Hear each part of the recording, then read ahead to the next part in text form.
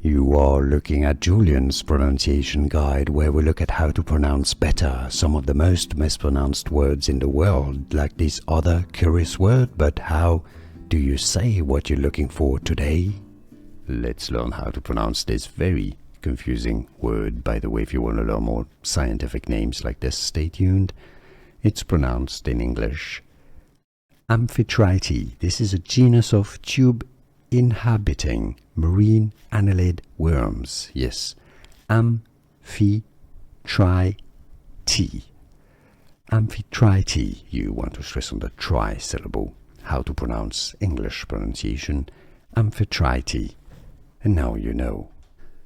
Here are more videos on how to pronounce more confusing words and names too many mispronounced. Like this video if you found it useful. I appreciate your support. I'll see you soon and thanks for watching.